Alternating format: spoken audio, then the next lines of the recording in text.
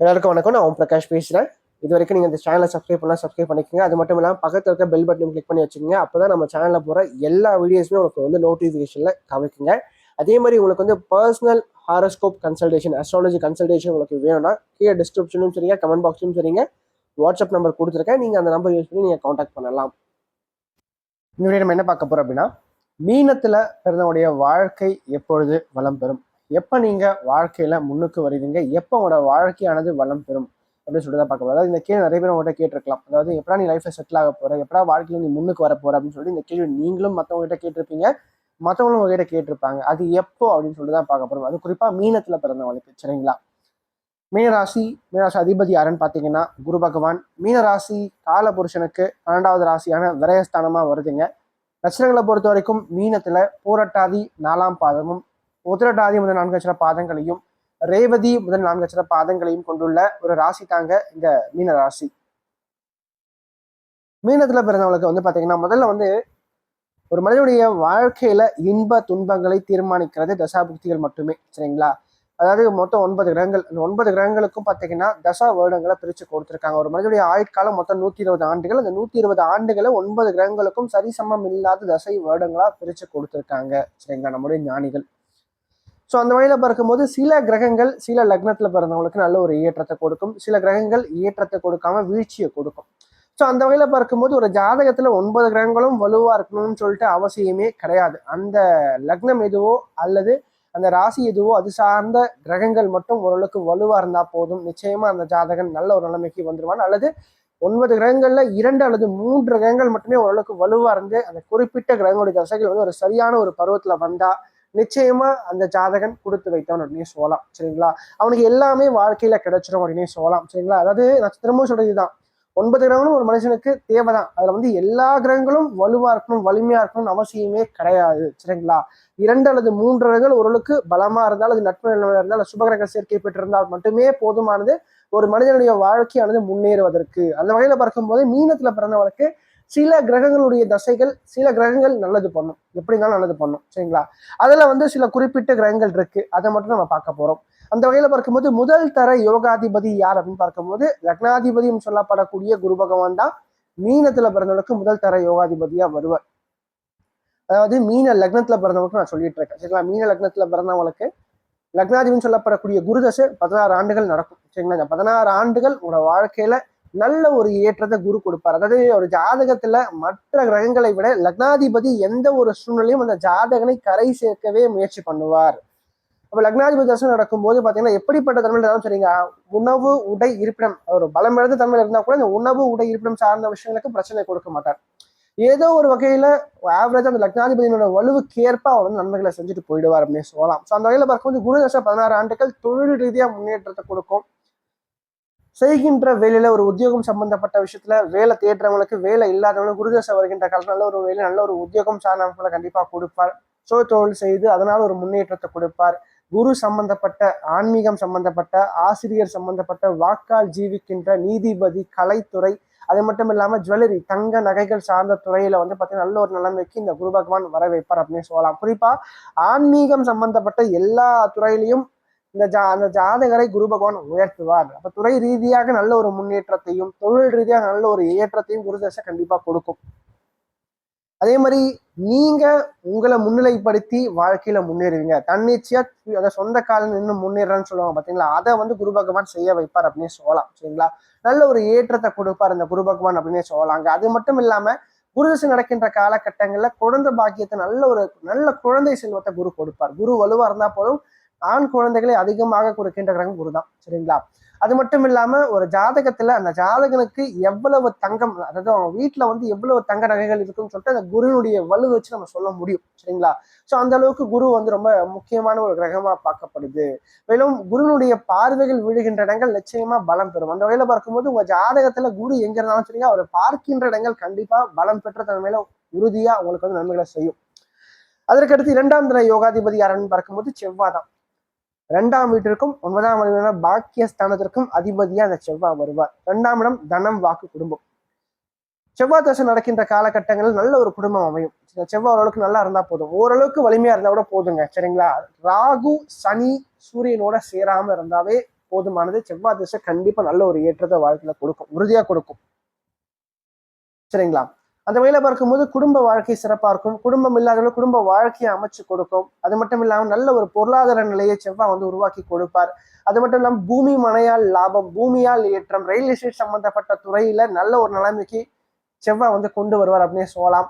வேகம், விவேகம், வீரம் இது சார்ந்த அனைத்தையும் குரு பகவானும் சரி இந்த செவ்வாயும் சரி நிச்சயமா கொடுப்பாங்க அப்படின்னு சொல்லலாம். குறிப்பா செவ்வாய் வந்து நல்ல ஒரு ஏற்றத்தை கொடுப்பார், பேச்சுல ஒரு கம்பீரத்தை கொடுப்பார். அது மட்டும் இல்லாம நாணயத்தை கொடுப்பார், நாணயம் தவறாத ஒரு மனிதர் அப்படின்னு சொல்லிட்டு ஒரு பெயரை கொடுப்பார் அப்படின்னு சொல்லலாம்.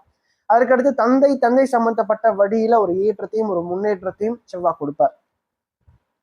மேலும் வந்து பாத்தீங்கன்னா செவ்வாயினுடைய மருத்துவம் சம்பந்தப்பட்ட, இன்ஜினியரிங் சம்பந்தப்பட்ட, விளையாட்டு சார்ந்த துறையில நல்ல ஒரு நிலைமைக்கு கண்டிப்பா வருவார். சரிங்களா? நல்ல ஒரு ஏற்றத்தை தன் துறையில இருக்கக்கூடிய நபர்களுக்கு கண்டிப்பா கொடுப்பார் இந்த செவ்வாய் அப்படின்னு சொல்லலாம். சரிங்களா? செவ்வாய் தசை நிறைய 1க்கு 2 வீடை கட்ட வைப்பார். 2 3 வீடை வந்து மாடி வீடு கட்டுவீங்க, அல்லது வந்து பாத்தீங்கன்னா சொந்த, அதாவது தன்னுடைய சொந்த முயற்சியால ஒரு 2 3 லேண்டாச்சு வாங்கி போடுவீங்க செவ்வாய் தசை நடக்கின்ற காலங்களில். செவ்வாய் ஓரளவுக்கு வலுவா இருந்தா போதும், நிச்சயமா மீன லக்னத்துல பிறந்தவங்களுக்கு நல்ல ஒரு ஏற்றத்தை செவ்வாய் தசை கண்டிப்பா உறுதியா கொடுக்குங்க. சரிங்களா? அதற்கடுத்து 3ஆம் தர யோகாதிபதி பார்க்கும்போது சந்திரன் தான், 5ஆம் அதிபதி. சரிங்களா? பூர்வ புண்ணியாதிபதி. எப்படி தனுசு லக்னத்துக்கு சந்திரன் கெட்டவரோ அதே மாதிரி இந்த மீன லக்னத்துல பிறந்தவங்களுக்கு சூரியன் கெட்டவரா வருவார், ஆனா சந்திரன் நல்லவரா வருவார். சரிங்களா? மீனத்துல பிறந்தவங்களுக்கு, அது தனுசுல பிறந்தவங்களுக்கு சூரியன் வந்து பாத்தீங்கன்னா நல்லவரா வருவார். அந்த வகையில பார்க்கும்போது சந்திர தசை மாதிரி கொடுக்குற தசை வேற எதுவுமே கிடையாது மீனத்துல பிறந்தவங்களுக்கு. அந்த அளவுக்கு அள்ளி அள்ளி கொடுப்பாரு இந்த சந்திரன் அப்படின்னு சொல்லலாம். அதிர்ஷ்டத்தை அள்ளி கொடுப்பாரு. நான் திரும்ப சொல்றதுன்னா சந்திரன் ஓரளவுக்கு வலுவா இருந்தா கூட போதுங்க. சரிங்களா? அதிகமான வலு தேவையில்லை, ஓரளவுக்கு வலுவா இருந்தா கூட போதும். அதிகமா வலு பெறும்போது நன்மையான விஷயங்கள் அதிகமா நடக்கும். ஓரளவுக்கு வலுவா இருக்கும்போது ஓரளவுக்கு நல்ல ஒரு ஏற்றத்தை வாழ்க்கையில கண்டிப்பா கொடுப்பார். அதிர்ஷ்டத்தை கொடுப்பார், ஏற்றத்தை கொடுப்பார், நல்ல குழந்தை அமைப்புகளை கொடுப்பார், குழந்தைகளால ஒரு ஏற்றத்தை கொடுப்பார், குழந்தைகளை பத்தின கவலைகளை தீர்த்து வைப்பார் அப்படின்னு சொல்லலாம். எந்த ஒரு செயல்லையும் பார்த்தீங்கன்னா ஒரு அதிர்ஷ்டத்தையும் வந்து அள்ளி கொடுக்கின்ற கிரகம் சந்திரன் மீனத்தை பொறுத்த வரைக்கும். அதே மாதிரி வேலை செய்யறவங்க தொழில் ரீதியான ஒரு முன்னேற்றத்தை கொடுப்பார். வேலை இருக்கக்கூடிய நபர்களுக்கு வந்து பார்த்தீங்கன்னா அந்த பதவி உயர்வு, ப்ரமோஷன் சார்ந்த விஷயங்கள் எல்லாத்தையும் இந்த செவ்வாயும் சரி இந்த சந்திரனும் சரி நிச்சயமா கொடுப்பாங்க. செவ்வாய் தசையும் ஒரு ஏற்றத்தை கொடுக்கும், 2ஆம் அதிபதி. சரிங்களா? சந்திர தசை 5ஆம் அதிபதி. இதுல என்ன விஷயம்னா இந்த சந்திர தசைக்கு அடுத்து செவ்வாய் தசை வரும். சந்திர தசை 10 வருஷம், செவ்வாய் தசை 7 வருஷம். ஸோ 17 ஆண்டுகள் இந்த செவ்வாயும் சந்திரனும் மீனத்துல பொறுத்தளவுக்கு நல்லா இருந்துட்டாங்கன்னா கண்டிப்பா வாழ்க்கையில நல்ல ஒரு நிலைமைக்கு வந்துருவாங்க. 17 ஆண்டுகள் பொற்காலம் அப்படின்னு சொல்லலாம். அவனோட வாழ்க்கையில எல்லா விதமான சொத்து பத்துக்களையும், நல்ல சம்பாத்தியத்தையும், நல்ல ஒரு மனிதர் அப்படின்ற ஒரு பெயரையும் சமூகத்துல சம்பாதிக்க வைப்பார் அப்படின்னு சொல்லலாம். அது மட்டும் இல்லாம சந்திரன் வந்து பாத்தீங்கன்னா மனோகாரகன், நல்ல மனோதிடம் கிட்ட இருக்கும், எடுத்த காரியத்துல ஜெயிச்சு காமிப்பாங்க. எந்த ஒரு சூழ்நிலையும் தன்னுடைய மூளையை நம்பாம மனசை நம்புவாங்க, மனசு சொல்றதை கேட்பாங்க. அதே மாதிரி தாய் வழி வர்க்கத்துல நல்ல ஒரு ஏற்றம், தாயார் மூலமாக ஒரு நல்ல உதவிகள் கிடைக்கிறது, தாயாருடைய அன்பு கிடைக்கிறது, இது சார்ந்த எல்லாத்தையும் இந்த சந்திரன் கொடுப்பார் அப்படின்னு சொல்லலாம். சந்திரன் சம்பந்தப்பட்ட எல்லா துறையிலும் ஜாதகர் வந்து நல்ல ஒரு உயர்வான ஒரு நிலைக்கு கண்டிப்பா வருவார் அப்படின்னு சொல்லலாம். சரிங்களா? அதற்கு அடுத்து வந்து பாத்தீங்கன்னா கடைசியா வந்து சனி. லாபாதிபதியும் அவர் தான், வரையாதிபதியும் அவர் தான். சரிங்களா? லாபஸ்தானத்துக்கு ஆதிபத்தியம் பெற்றவரா சனி வரதுனால கண்டிப்பா வருமானத்துல ஒரு ஏற்றம், வேலையாட்களால் நல்ல ஒரு ஏற்றம், நல்ல வேலையாட்கள் கிடைப்பாங்க. அதாவது கூட வேலை செய்ய ஒர்க்கர்ஸும் பார்த்தீங்கன்னா நல்ல ஒரு ஒர்க்கர்ஸா கண்டிப்பா கிடைப்பாங்க. அதே மாதிரி ஒரு 10 பேருக்கு தெரியக்கூடிய அளவுக்கு நல்ல ஒரு உயர்வான நிலையில ஜாதகர் இருப்பார் அப்படின்னே சொல்லலாம். நல்ல என்ன சொல்றதுங்க, ஒரு 10 பேரை வேலை வாங்குவார் அப்படின்னே சொல்லலாம். அதே மாதிரி சுய தொழில் செய்யணுன்ற ஒரு எண்ணமே சற்று அதிகரிக்கும் அப்படின்னே சொல்லலாம் சனி திசை நடக்கின்ற காலகட்டங்கள்ல.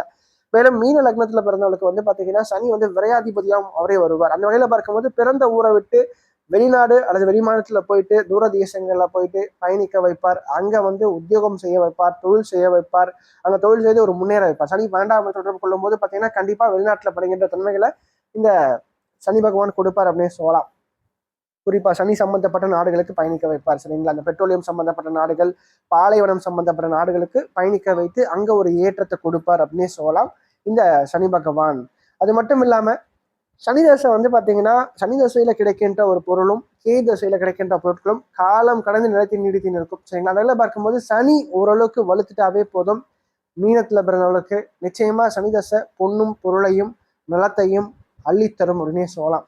அந்த வகையில நல்ல ஒரு ஏற்றத்தையும் ஒரு சிறப்பான முன்னேற்றத்தையும் சனி நல்லா இருக்கும்போது கண்டிப்பா கொடுப்பாருங்க. சரி, வரக்கூடாத தசைகள் என்னென்ன அப்படின்னு பார்க்கும்போது ஃபர்ஸ்ட் வந்து சூரிய தசை.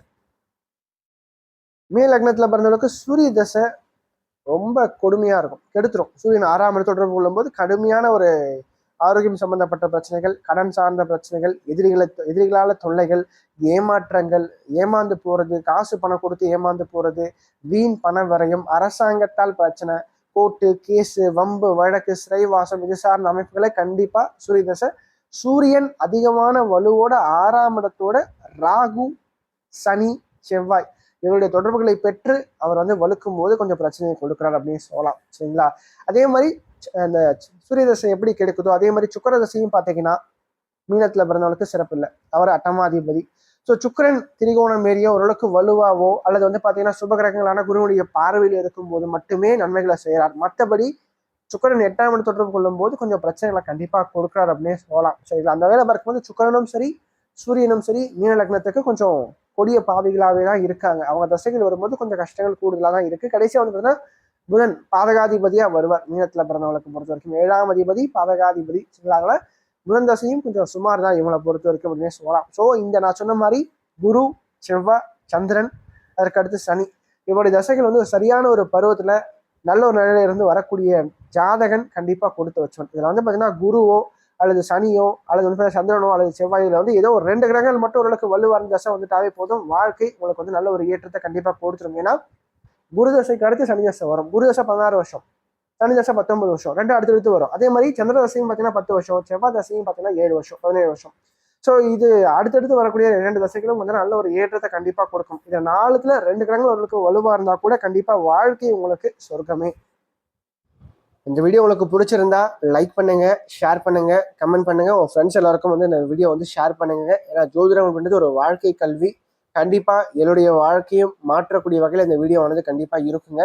அட்லீஸ்ட் ஏதோ ஒரு பாயிண்ட் ஆச்சும் கண்டிப்பா உங்களுக்கு வந்து உங்களோட வாழ்க்கையில ஒரு மாற்றத்தை தருகின்ற வகையில கண்டிப்பா இருக்கும். சரிங்களா? இந்த வீடியோல. ஸோ அதனால கண்டிப்பா எல்லோருக்குமே ஒரு பயனுள்ள ஒரு பதிவா இந்த பதிவானது இருக்கும்னு நான் நம்புறேன். வீடியோ பிடிச்சிருந்தா லைக் பண்ணுங்க, பிடிக்கலன்னா தாராளமா நீங்க டிஸ்லைக் பண்ணலாம். உங்க கருத்துக்கள் எதுவாயினும் அதை நீங்க கமெண்ட் பண்ணுங்க. கண்டிப்பா வந்து ஒரு மாற்றத்துக்கான ஒரு அமைப்பை நான் அதை எடுத்துக்கிறேன். நன்றி, வணக்கம்.